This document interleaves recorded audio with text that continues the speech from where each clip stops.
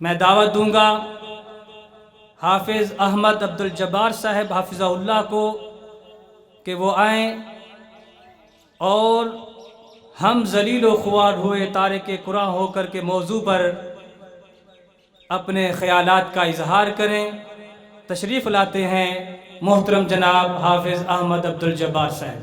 السلام علیکم ورحمۃ اللہ وبرکاتہ۔ الحمد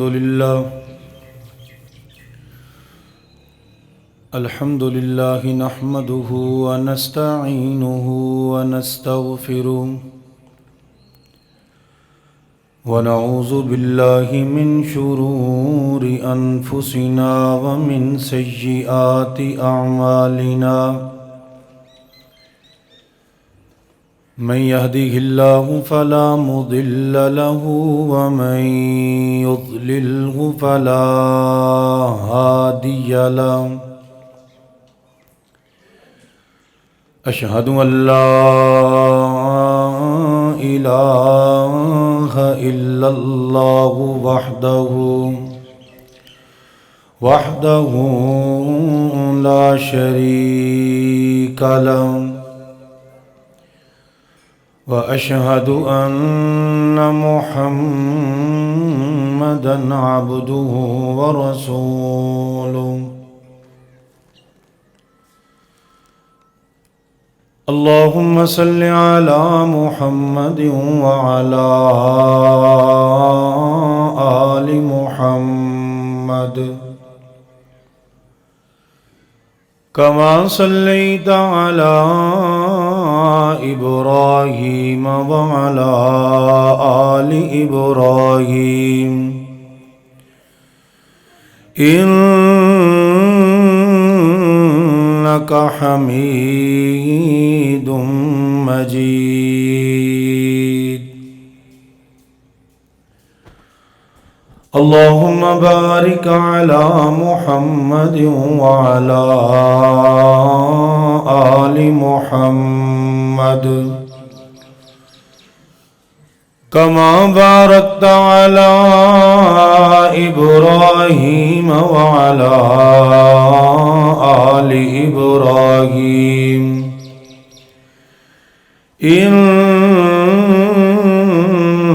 إنك حميد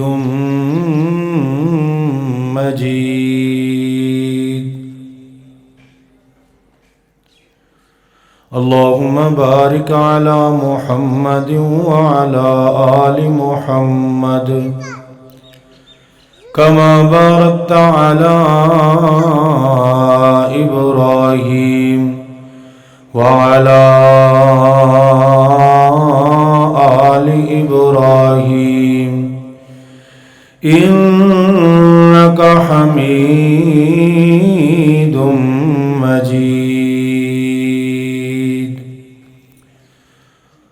أعوذ بالله السميع العليم من الشيطان الرجيم بسم الله الرحمن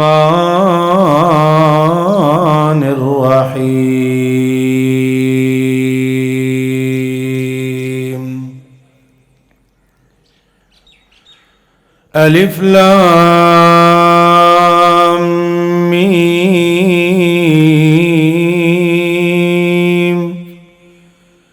ذلك الكتاب لا ريب فيه هدى للمتقين رب اشرح لي صدري ويسر لي أمري واحلل عقدة من لساني يفقه قولي سبحانك لا علم لنا إلا ما علمتنا إنك أنت العليم الحكيم سبحان ربك رب العزة عما يصفون وسلام على المرسلين والحمد لله رب العالمين۔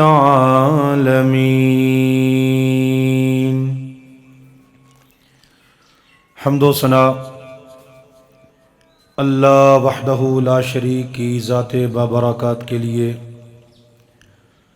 درود و سلام امام الہدا امام القبلتین سید الاولین والآخرین، امام الرسل سید الرسل ختم الرسل، شمس الضحیٰ بدر الدجا جناب محمد الرسول اللہ صلی اللہ علیہ وسلم کی ذات اقدس و اطہر کے لیے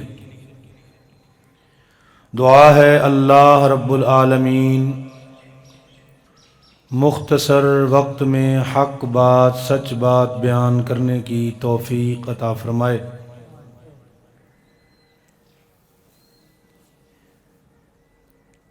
میں مبارکباد پیش کرتا ہوں اس پروگرام کو منعقد کرنے والے محترم جناب قاری کلیم اللہ خان سیٹ صاحب، اللہ ان کے علم میں عمل میں اللہ برکتیں نازل فرمائے۔ حضرات، پروگرام کا عنوان قرآن الکریم کا پیغام ہے،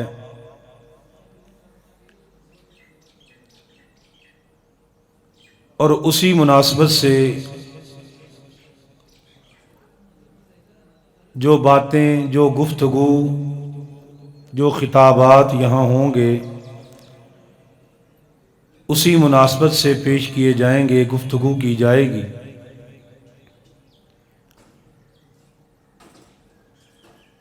ہر دور میں اللہ رب العالمین نے انسانیت کی رہنمائی کے لیے آسمان سے صحیفہ ہدایت بھیجے ہیں۔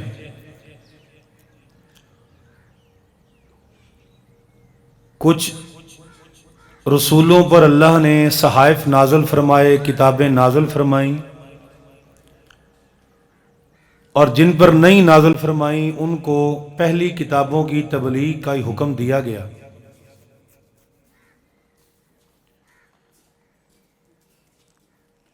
انسان کو آسمانی ہدایت کی ضرورت کیوں پڑتی ہے؟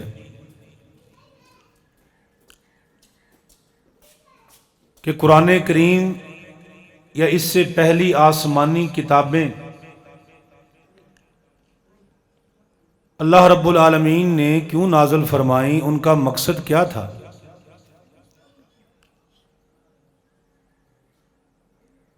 کیا دنیا میں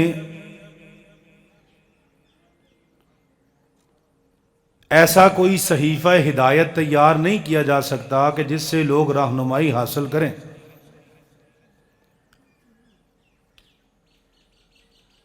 تو حقیقت یہ ہے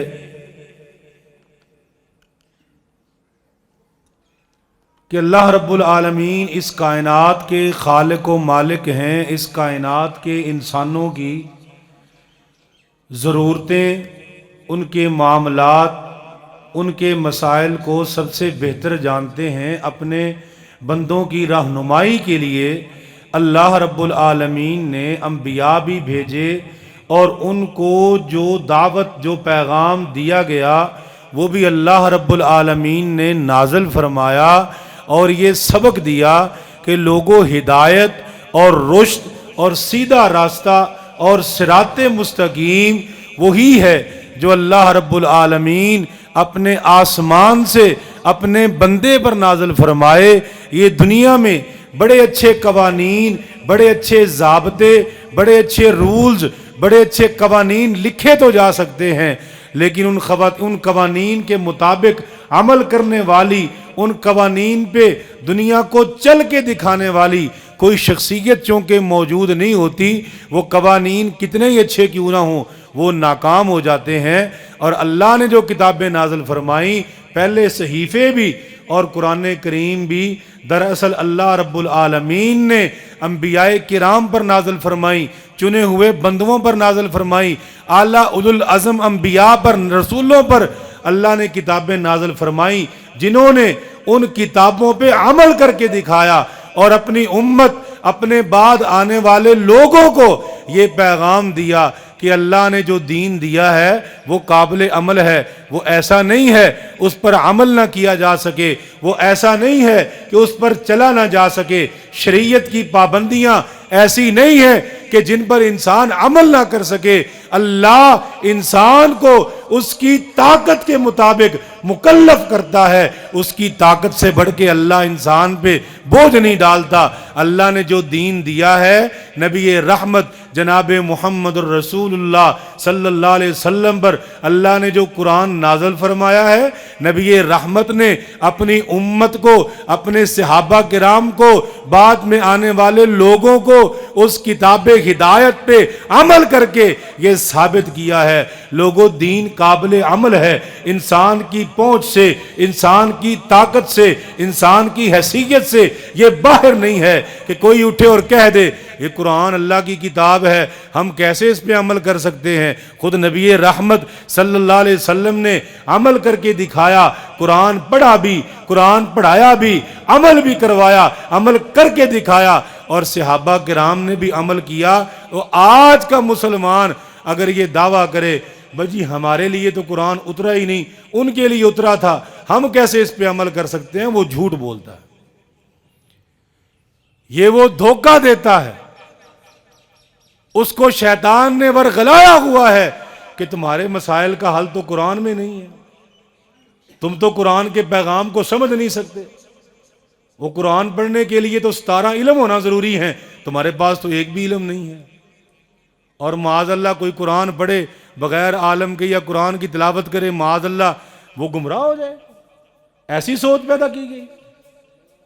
توجہ کیجئے، اللہ پاک نے فرمایا، الہ العالمین نے فرمایا، مالک کائنات نے فرمایا الف لام میم ذالک الکتاب لا ریب فیہ ھدی للمتقین الذین یؤمنون بالغیب ویقیمون الصلاة ومما رزقناہم ينفقون۔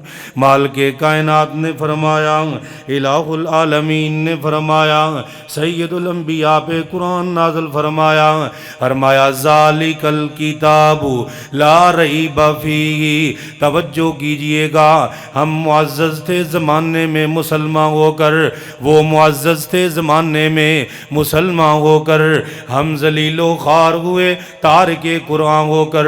حضرات، پہلا شبہ جو آج کے نوجوان کے دل میں قرآن کے بارے میں شک پیدا کر دیتا ہے، کہتا ہے قرآن معاذ اللہ محفوظ نہیں ہے، یہ قرآن معاذ اللہ یہ محفوظ نہیں ہے، قرآن محفوظ نہیں ہے۔ آئیے ذرا توجہ کیجئے گا، فرمایا ذالک الکتاب لا ریب فیہ۔ کائنات کے لوگوں، یہ کتاب ہے، اس میں کوئی شک نہیں ہے، اس میں کوئی شک نہیں ہے، نہ اس کی متن میں، نہ اس کی عبارت میں، نہ اس کی تعلیمات میں، نہ اس کے الفاظ میں، نہ اس کی گرامر میں، نہ اس کی صرف و نحو میں، نہ اس کی لغت میں، نہ اس کے عمل میں۔ فرمایا کسی قسم کا کوئی شک نہیں ہے، فرمایا لا ریب فیہ۔ اللہ پاک نے یہ کتاب لا ریب بنائی ہے، کوئی عیب نہیں ہے، کوئی جناب شک والی گنجائش نہیں ہے۔ ھدی للمتقین، اللہ پاک نے اس کو ہدایت بنایا تقوی والے لوگوں کے لیے،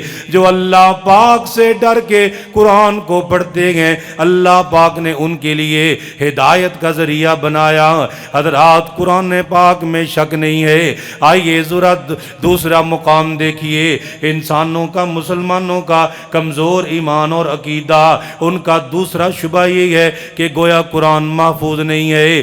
آئیے قرآن اٹھائیے، اللہ پاک نے تورات و انجیل کا تذکرہ فرمایا لوگوں ان کی حفاظت حفاظت کا ذمہ ان کے علماء کے پاس، ان کے راہبوں کے پاس ہے۔ لیکن فرمایا حالات یہ پیدا ہو گئے، کوئی تورات کی آیت باقی ہے، کوئی مکمل آیت ہے، کوئی آدھی آیت ہے، کوئی پورا پورا باب ہی غائب ہو گیا، کوئی سوال پوچھنے آیا اس کا جواب نہ ملا، اپنی مرضی سے کوئی بات لکھ کر کے تورات میں شامل کر دی۔ اللہ پاک نے سورہ بقرہ میں یہ سارا منظر بیان فرمایا۔ اور لوگوں ان کی حفاظت ان کے علماء کے ذمہ، یہ قرآن کی حفاظت۔ فرمایا انا نحن نزلنا الذکر وانا لہو لحافظون۔ فرمایا لوگو قرآن نازل کرنے والا بھی اللہ، ہم نے نازل کیا، ہم ہی حفاظت کریں گے۔ رب کعبہ کی قسم ہے، اللہ پاک نے قرآن کی حفاظت کی ہے، اس کی حفاظت کے لیے لاکھوں کروڑوں حفاظ پیدا کر دیے گئے۔ یہ قرآن کی عظمت ہے، یہ قرآن کی وقار اور قرآن کی شان ہے۔ آئیے تیسرا مقام سنیے، فرمایا بل هو آیات بینات فی صدور الذین اوتوا العلم۔ او لوگو قرآن کوئی ایسی کتاب نہیں جو گم ہو جائے، بلکہ یہ کتاب تو اللہ پاک نے اہل علم کے سینوں میں محفوظ کر دی ہے۔ یہ قرآن اور آنکھ میں سے ختم بھی ہو جائے، فرمایا اہل علم کے اللہ پاک نے سینوں میں محفوظ کر دی ہے۔ ہر گلی ہر محلے میں سینکڑوں حفاظ قرآن موجود ہیں۔ اور بڑی عجیب بات دیکھیے،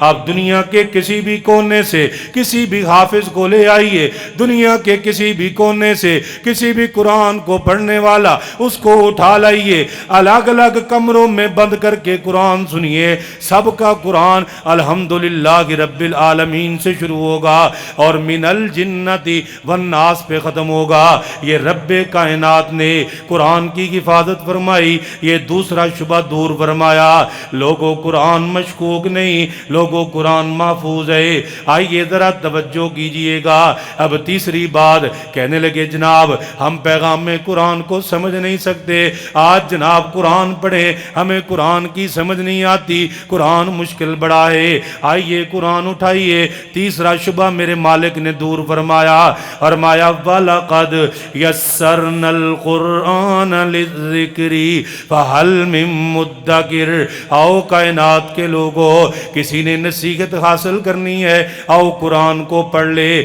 ہم نے قرآن کو بڑا ہی آسان بنایا ہے، ہم نے قرآن کو بڑا ہی آسان فرمایا، نازل فرمایا ہے۔ وہ جھوٹ بولتا ہے جو کہتا ہے قرآن مشکل ہے، تمہیں سمجھ نہیں آئے گا، تم قرآن کیسے پڑھو گے، تم قرآن کیسے اٹھاؤ گے، تمہیں قرآن پڑھنے کے لیے اتنے علوم چاہیے، تمہیں قرآن پڑھنے کے لیے اتنے جناب چیزیں چاہیے۔ فرمایا لوگوں قرآن آسان ہے، آؤ کوئی قرآن پڑھنے والا ہو، آؤ کوئی قرآن سیکھنے والا ہو۔ توجہ کیجئے گا، یہ تیسرا شبہ مالک نے قرآن میں اس کا جواب دیا ہے۔ پہلا فرمایا لوگوں قرآن میں کوئی شک نہیں، دوسرا فرمایا قرآن محفوظ کتاب ہے، تیسرا فرمایا قرآن آسان کتاب ہے۔ توجہ کیجئے گا، اب چوتھا مسئلہ، حضرت جی 1400 سال پہلے اللہ نے قرآن نازل کیا، اس وقت حالات کیا تھے؟ آج دنیا ترقی کر چکی ہے، آج دنیا جناب چاند پہ پہنچ چکی ہے، یہ 1400 سال پہلے نازل ہونے والی کتاب یہ کیسے ہمارے مسئلے حل کرے گی؟ آئیے قرآن اٹھائیے، فرمایا تبیان لکل شیء وہدی۔ اور لوگوں یہ تمہارے مسئلے آج کے مسئلے گئے، اللہ پاک نے قیامت تک کے لیے ہر چیز کے اصول قرآن میں بیان کیے گئے، ہر مسئلہ واضح کر دیا ہے، ہر علم کو کھول کے رکھا ہے، ہر آیت میں اللہ پاک نے انسانوں کے مسئلے حل کیے گئے، ہر جگہ پہ اللہ پاک نے انسانوں کی ضرورتوں کے مطابق احکامات نازل فرمائے گئے۔ اللہ پاک نے پورے قرآن میں انسانوں کے مسئلے کھول کے بیان کیے گئے، قیامت تک کے انسانوں کے لیے رب کائنات نے یہ سارے مسئلے واضح کر دیے گئے۔ حضرات توجہ کیجئے گا، یہ میں وہ باتیں بیان کر رہا ہوں جن وجہ سے نا آج کا نوجوان قرآن اٹھاتا ہی نہیں ہے، کہتا ہے قرآن مشکل ہے، قرآن سمجھ نہیں آتا، معاذ اللہ قرآن محفوظ نہیں ہے، معاذ اللہ قرآن میں کوئی شک والی بات ہے۔ یہ وہ وجوہات ہیں جس وجہ سے آج کا مسلمان قرآن کے قریب نہیں جاتا، اس کو اندازہ ہی نہیں، وہ تارک قرآن بن کے اپنی پوری زندگی گزار دیتا ہے، قرآن دیکھتا ہی نہیں۔ آج ہم روتے ہیں کہ لوگوں کو حدیث کا نہیں پتا، اللہ کی قسم قرآن کا بھی نہیں پتا۔ اگر قرآن کھول کے دیکھیں ان کو پتا چل جائے بھی قرآن ہے، ساتھ حدیث بھی ہے، جہاں اللہ نے قرآن میں احکامات نازل فرمائے ہیں وہاں ان کی تفصیل رب کائنات نے حدیث میں بیان فرمائی ہے۔ توجہ کیجئے گا حضرات، یہ قرآن چھوڑ کر کے جو حالات پیدا ہوتے ہیں وہ الگ ہے، اور قرآن چھوڑنے کی جو وجوہات ہیں، جو شکوک و شبہات ہیں، وہ میں بیان کر رہا ہوں۔ پانچویں وجہ قرآن انسان کیوں نہیں پڑھتا، غفلت کا شکار ہے۔ اس کو شک بھی نہیں ہے، وہ یقین بھی رکھتا ہے، وہ قرآن پڑھنا بھی چاہتا ہے، بس غفلت ہے، قرآن کھولتا نہیں، قرآن کی طرف غور نہیں کرتا، توجہ نہیں کرتا، قرآن کی تعلیمات پہ، قرآن کے تراجم پہ، قرآن کی تفاہیم پہ، تفاسیر پہ توجہ نہیں کرتا۔ اور یہ وجہ ہے کہ آج تارک قرآن ہو کے بیٹھا ہے، اس کو پتہ ہی نہیں۔ یاد رکھیے قرآن میں، احادیث میں تارک صلاۃ، نماز چھوڑنے والا، اس کے لیے بڑی وعید ہے، اور یہ بھی یاد رکھیے تارک قرآن کے لیے بھی بڑی وعید ہے۔ جس نے قرآن چھوڑا، قرآن پہ غور ہی نہیں کیا، بس مولوی جانے، مولوی قرآن جانے، مسجد جانے، بچے کو بھیج دیا مسجد میں، بس فرض پورا ہو گیا۔ توجہ کیجئے گا، امام الانبیاء جناب محمد الرسول اللہ صلی اللہ علیہ وسلم نے فرمایا، رحمت کائنات نے فرمایا، سید الانبیاء نے فرمایا ان اللہ یرفع بہذا الکتاب اقواما ویضع به آخرین۔ او لوگو، یہ کتاب قرآن ایسے ہی کتاب نہیں، اللہ پاک نے بڑی بڑی قوموں کو اسی قرآن کی وجہ سے بلندیاں عطا فرمائیں، وَيَضَعُ بِهِ آخَرِينَ، اور اسی قرآن کو ترک کرنے کی وجہ سے رب کائنات نے کئی قوموں کو ذلت و پستی میں ڈال دیا۔ قرآن چھوڑنے والے ذلت و پستی میں چلے جاتے گئے، قرآن چھوڑنے والے حضرات قرآن کے احکامات کی خلاف ورزی کرتے گئے۔ جو قرآن نہیں پڑھتا وہ رب کائنات کے ساتھ مخلص نہیں ہے۔ جو تارک قرآن ہے وہ لازمی بات ہے تارک صلاۃ بھی ہے، وہ تارک زکوٰۃ بھی ہے۔ جو تارک قرآن ہے حضرات توجہ کیجئے گا، اس پہ گمراہی، اس پہ ضلالت ایسے آتی ہے حضرات گرامی، اتنی جلدی آ جاتی ہے اسے اندازہ ہی نہیں ہوتا، وہ گمراہی میں زندگی گزار دیتا ہے۔ اتنی بڑی کتاب، اتنی عالی شان کتاب، اتنے مقام والی کتاب، اتنے منصب والی کتاب اللہ پاک نے مسلمانوں کو عطا فرمائی۔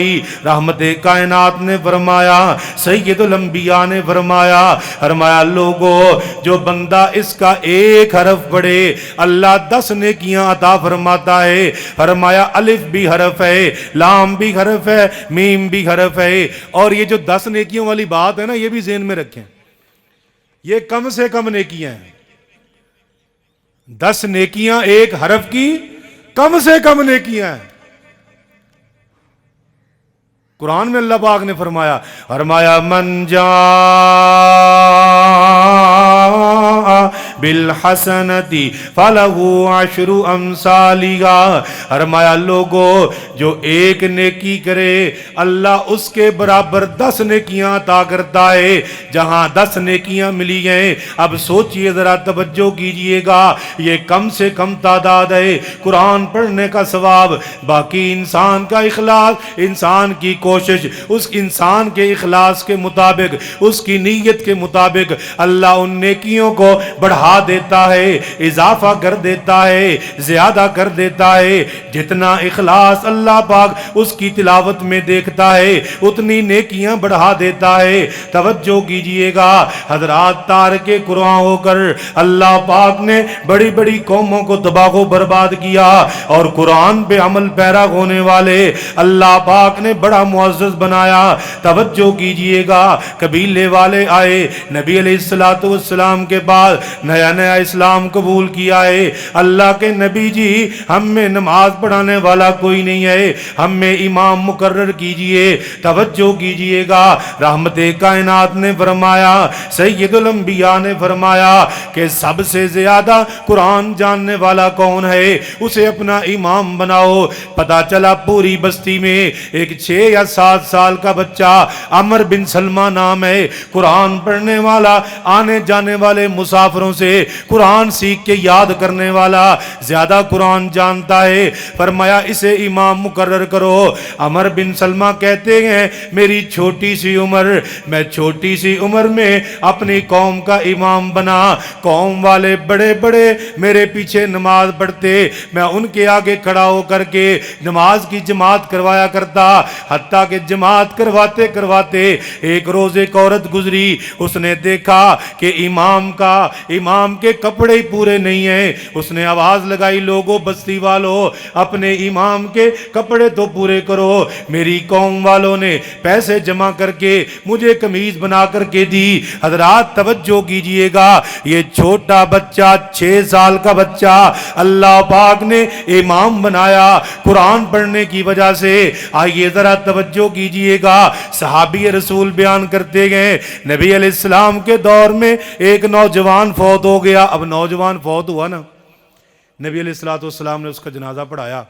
جنازہ پڑھانے کے بعد آپ نے خوب دعائیں کی، جنازہ پڑھایا اور خوب دعائیں فرمائیں۔ صحابہ کہتے ہیں ہمیں یہ خواہش پیدا ہو گئی، اتنی دعائیں اللہ کے نبی نے اس کے لیے کر دی ہیں، کاش یہ ہمارا جنازہ ہوتا۔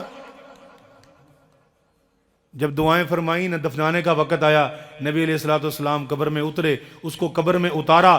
قبر میں اتارنے کے بعد نبی علیہ السلام نے فرمایا، اے اللہ اپنے اس بندے کو، اس نوجوان کو بخش دے، کانت اللہ للقرآن، اے اللہ اس کی خوبی یہ تھی یہ تیرے قرآن کی بہت تلاوت کیا کرتا تھا، یہ تیرے قرآن سے بڑا پیار کیا کرتا تھا، یہ تیرے قرآن کا تارک نہیں، تیرے قرآن سے محبت کرنے والا تھا، تیرے قرآن کی تلاوت کرتا تھا، تیرے قرآن کے جناب زیادہ سے زیادہ تیرا قرآن پڑھتا تھا۔ نبی علیہ السلام نے خود جنازہ پڑھایا، خود قبر میں اتارا، اور بعد میں دعا فرمائی، اور دعا میں یہ حوالہ دیا، اے اللہ تو اس کو بخش دے گی، بڑا تیرا قرآن پڑھتا تھا۔ تو اللہ عزت دیتا ہے قرآن کی وجہ سے، اللہ مقام دیتا ہے قرآن کی وجہ سے، اللہ امام بنا دیتا ہے قرآن کی وجہ سے، اللہ عزت و وقار دیتا ہے قرآن کی وجہ سے، قوم اللہ عروج پہ لے جاتا ہے قرآن کی وجہ سے، اللہ عزتیں عطا کرتا ہے قرآن کی وجہ سے، اور صرف دنیا میں نہیں اللہ آخرت میں معزز بناتا ہے قرآن کی وجہ سے۔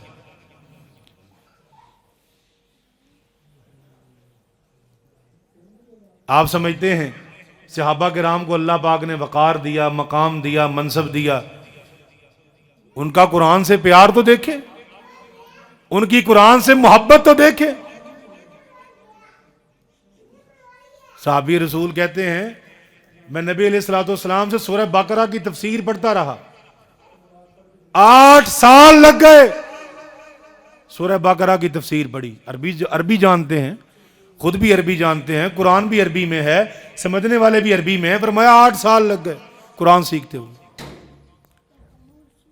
ایک ایک سوال کے لیے ایک ایک سال انتظار کرتے، اور نبی علیہ السلام سے مفہوم پوچھا کرتے۔ یہ قرآن سے محبت، یہ ان کا قرآن سے پیار تھا۔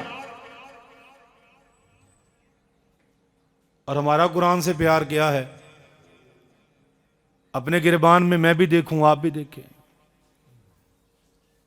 کتنی بار قرآن پڑھا ہے پورا، کتنی بار ترجمے کے ساتھ پڑھا ہے، کتنی بار استاد کے سامنے بیٹھ کے پڑھا ہے۔ جس دور میں استاد سے پڑھا تھا اس دور میں تو قرآن کی سمجھ ہی نہیں تھی، اس دور میں تو قرآن کا پتہ ہی نہیں تھا کہ یہ قرآن کی یہ اہمیت ہے، قرآن کا یہ فائدہ ہے، قرآن کی یہ فضیلت ہے، قرآن کا یہ درجہ ہے۔ چھوٹی عمر تھی 5-7 سال، استاد نے دہرایا، ہم نے دہرا لیا پیچھے۔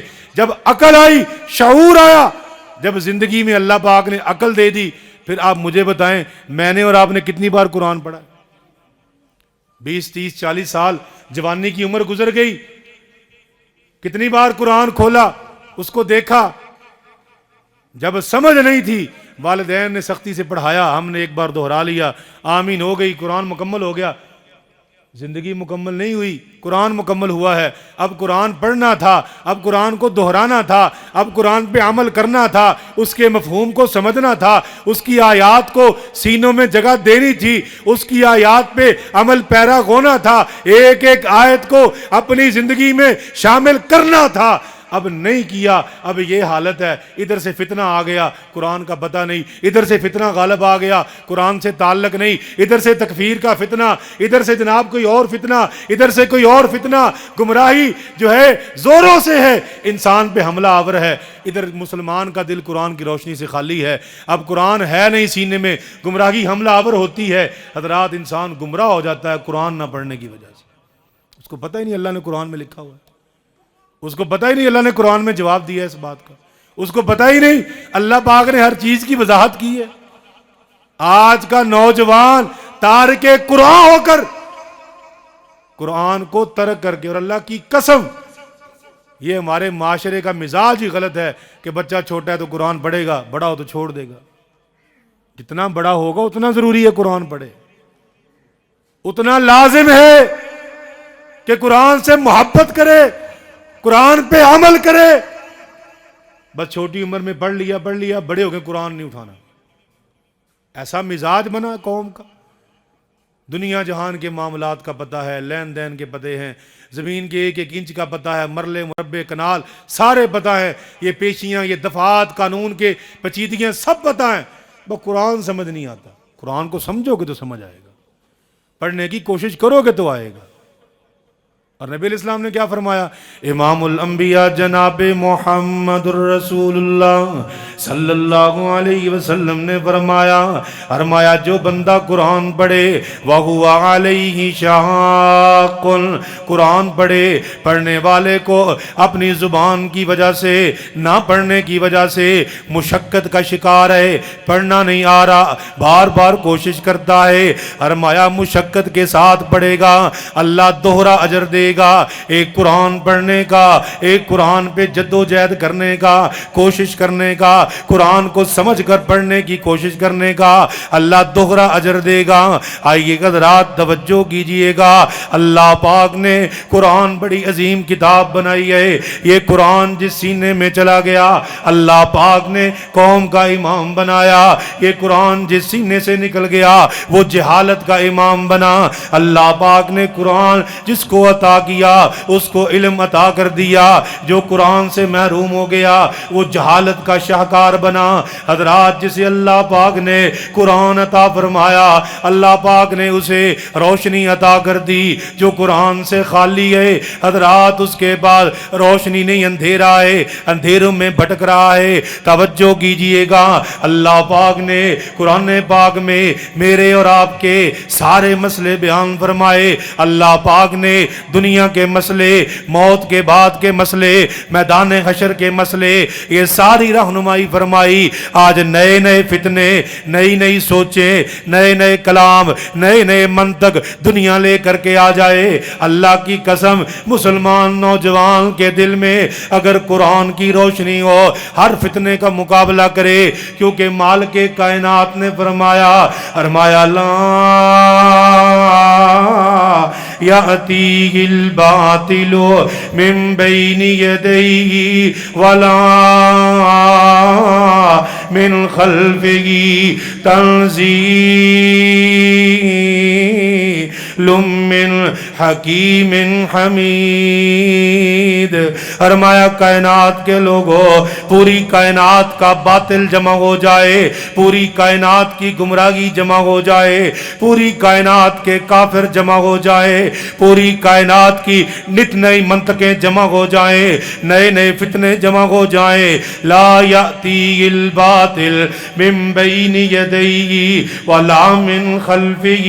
فرمایا اس قرآن میں نہ باطل شامل ہو سکتا ہے، نہ باطل اس پہ حملہ آور ہو سکتا ہے، نہ آگے سے نہ پیچھے سے۔ اللہ پاک نے اسے باطل سے محفوظ رکھا ہے۔ جس دل میں قرآن چلا جائے اللہ اسے بھی باطل سے محفوظ رکھتا ہے۔ جو قرآن کو اپنے سینے میں جگہ دے، اپنی زبان سے قرآن پڑھتا رہے، قرآن سمجھتا رہے، اللہ پاک ایسے بندے کو باطل سے محفوظ رکھتے گئے۔ آئیے حضرات توجہ کیجئے گا، آج میرے اکابر نے، صحابہ کرام نے قرآن پاک کو جمع کیا، قرآن پاک کو پڑھا، قرآن پاک کو سمجھا، قرآن پاک کو حفظ کیا، قرآن پاک کو اپنے دلوں میں جگہ دی۔ اللہ پاک نے مقام و منصب بھی عطا فرمائے، اللہ پاک نے بلندیاں بھی عطا فرمائی، رب کائنات نے اعلیٰ درجات بھی عطا فرمائے، اعلیٰ مقام بھی عطا فرمائے۔ سیدنا ابوبکر صدیق کا دور ہے، توجہ کیجئے گا، غزوات کا دور ہے۔ ایک غزوے میں بہت سارے صحابہ کرام، قرائے کرام شہید ہو گئے۔ توجہ کیجئے گا، رحمت کائنات کے بہت سارے صحابہ کرام شہید ہو گئے۔ سیدنا عمر فاروق آئے، کہنے لگے ابو بکر لگتا ہے قرآن کو جمع کیا جائے، کہیں قرآن ضائع نہ ہو جائے کہ حفاظ کرام جنگوں میں شہید ہو رہے ہیں۔ سیدنا بکر صدیق نہ مانے، فرمایا ابو بکر یہ ضروری ہے، آؤ نہ ذرا۔ فرمانے لگے سیدنا ابو بکر اللہ پاک نے قرآن نازل فرمایا، اللہ پاک اس کی حفاظت کرے گا۔ فرمایا کہ اگر اللہ کے نبی نے جمع نہیں فرمایا میں بھی یہ کام نہیں کروں گا۔ فرمایا سیدنا عمر نے فرمایا ابو بکر یہ کرنا پڑے گا، نبی علیہ السلام نے جمع نہیں فرمایا، لیکن اب حالات ایسے ہیں قرآن کو جمع کیا جائے۔ دونوں احباب جمع ہو گئے، دونوں کی رائے متفق ہو گئی، اب قرآن جمع کیسے کرنا ہے۔ حضرت زید ابن ثابت رضی اللہ تعالیٰ عنہ کو بلایا، زید تمہاری ڈیوٹی ہے قرآن کو جمع کیا جائے، اور قرآن کو جمع کرو جب تک قرآن کی ہر آیت کے بارے دو صحابی گواہی نہ دے دیں، اس کو زبانی نہ سنائیں، اس کو قرآن میں شامل نہیں کرنا، یہ شرط طے ہو گئی۔ حضرات توجہ کیجئے گا، نبی رحمت جناب محمد رسول اللہ صلی اللہ علیہ وسلم کے صحابی حضرت زید بن ثابت کہتے ہیں جب میری ڈیوٹی لگی نا تو اللہ کی قسم اگر مجھے کہہ دیتے نا کہ یہ پہاڑ اٹھا کے ادھر کر دو، مجھے وہ کرنا آسان تھا، یہ قرآن پاک کو جمع کرنے کی ڈیوٹی میرے لیے مشکل تھی۔ اب قرآن پاک کو جمع کرنے کا سلسلہ شروع کیا۔ فرماتے ہیں میں نے قرآن جمع کرتا رہا، لکھتا رہا، دوستو احباب سے سنتا رہا، پڑھتا رہا، قرآن کی ساری آیتیں جمع ہو گئیں، سورہ توبہ کی آخری 2 آیات وہ نہیں مل رہی۔ اب آخری 2 آیات سورہ توبہ کی، سارا قرآن جمع ہو گیا، اب آخری 2 آیات ملی تو ایک صحابی سے، حضرت خزیمہ نام ہے، ان سے ملی، وہ ایک صحابی ہیں، گواہیاں 2 چاہیے، صحابی ایک ہے، سارا قرآن جمع کر لیا، آخری 2 آیات باقی، ملی بھی ایک صحابی سیدنا خزیمہ سے، اب صحابی ایک ہے، اب خزیمہ کون ہے؟ اللہ اکبر، توجہ کیجئے گا، نبی علیہ السلام نے اپنے دور میں نا ایک اونٹ خریدا ایک یہودی سے، اس کے ساتھ ریٹ طے کیا، معاملہ طے کیا، قیمت طے کی، اور فرمایا کہ چلو مدینے میں تمہیں اس کی قیمت دے دوں۔ اب راستے میں جو ہے نبی علیہ السلام آگے آگے ہیں، اونٹ آپ کے ہاتھ میں ہے، یہودی پیچھے پیچھے ہے، ساتھ میں راستے میں منافق آئے، کدھر جا رہے ہو؟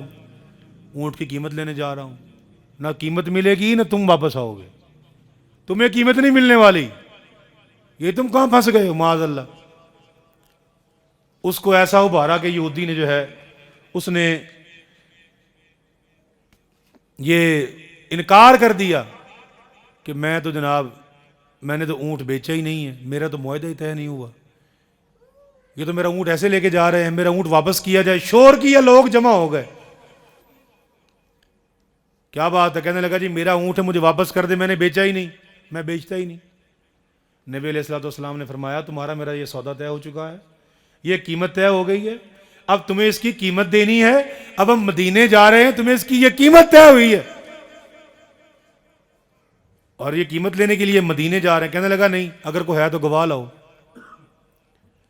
اب معاملہ طے ہوا تھا دو لوگوں کے درمیان, گواہ تو اس وقت تھا کوئی نہیں, لوگ جمع ہیں, ہاں گواہ پیش کریں.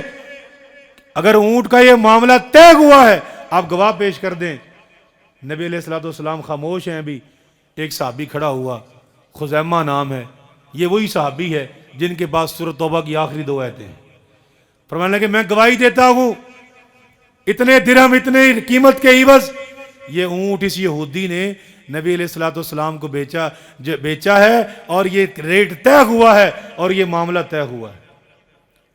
جب گواہی آ گئی, یہودی جھوٹا پڑ گیا. نبی علیہ السلام پوچھا خزیمہ جب یہ معاملہ طے ہوا تھا اس وقت تم موجود نہیں تھے, تم نے گواہی دی ہے.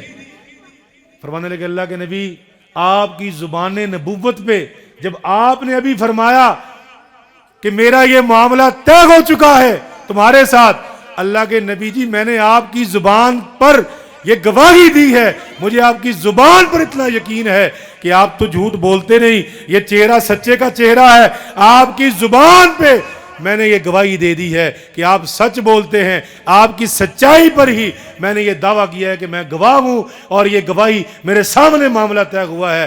اللہ کے نبی صلی اللہ علیہ وسلم خوش ہوئے. فرمایا آج کے بعد دنیا کے کسی بھی معاملے میں خزیمہ جب بھی گواہی دے گا, جہاں 2 گواہوں کی ضرورت پڑے گی خزیمہ اکیلا ہی کافی ہوگا. اس اکیلے کی گواہی فرمایا 2 کے برابر ہوگی. اور ان کی یہ گواہی سورۃ توبہ کی آخری آیتیں. فرمایا لقد جاءکم رسول من انفسکم عزیز علیہ ما عنتم حریص علیکم بالمؤمنین رؤوف الرحیم. یہ آیات کریمہ فرمایا کہ اللہ کے نبی صلی اللہ علیہ وسلم کی شان عظمت والی سورہ توبہ کی آخری آیات سیدنا خزیمہ رضی اللہ تعالیٰ عنہ جن کی گواہی 1 کی 2 کے برابر ہے, ان کی گواہی سے قرآن میں شامل کی گئی. حضرات قرآن سے محبت پیدا کیجئے, تعلق مضبوط کیجئے. قرآن پاک اپنے گھروں میں اس کو اعلیٰ مقام و منصب دیجئے. سارے نصابوں سے پہلے قرآن کا نصاب اپنے گھر میں نافذ کیجئے. ساری کتابوں سے پہلے قرآن کی کتاب کو اپنے گھر میں نافذ کیجئے. سارے قوانین سے پہلے قرآن کے قانون کو اپنے جناب گھروں میں نافذ کیجئے. سارے نظریات سے پہلے قرآن کے نظریے کو اپنے بچوں کے دلوں میں اس کو راسخ کیجئے. دل و دماغ کی تختیوں پہ اس کو نقش کیجئے. وہ معزز تھے زمانے میں, مسلمان ہو کر ہم ذلیل و خوار ہوئے, تارک قرآن ہو کر آج ذلت کی وجہ قرآن سے دوری. آج سود عام ہے, وجہ قرآن سے دوری. چوری عام ہے, وجہ قرآن سے دوری. جھوٹ عام ہے, وجہ قرآن سے دوری. چوری عام ہے, وجہ قرآن سے دوری. حضرات دھوکہ دیں, بے ایمانی عام ہے, وجہ قرآن سے دوری. کاروبار میں سود ہے, وجہ قرآن سے دوری. مسجد میں نمازی نہیں ہے, وجہ قرآن سے دوری. خرید و فروخت میں قوانین اسلامی نہیں ہے, وجہ قرآن سے دوری. کائنات کے آج مسلمانوں کے ہر مسئلے کی وجہ قرآن سے دوری ہے. حضرات قرآن کے ساتھ لو لگائیے. قرآن محبت کرنے والی چیز ہے, اس کو اپنائیے. آپ کے لیے روشنی کے وہ دروازے کھلیں گے, ہدایت کے. رب کائنات ایسے راستے کھولے گا کہ آپ دنگ رہ جائیں گے کہ میرا اللہ مجھ سے یہ کہہ رہا ہے, دنیا مجھ سے یہ کہتی ہے. یہ سارے معاملے جو ہے انسان کے کلیئر ہو جائیں گے. اللہ رب العالمین ہمیں قرآن سے محبت پیدا کرنے والا, ہمیں قرآن سے محبت کرنے والا بنائے, اور اللہ پاک ہمیں اپنی زندگیوں میں قرآن نافذ کرنے والا بنائے. اقول قولی ھذا استغفر اللہ لی ولکم ولسائر المسلمین.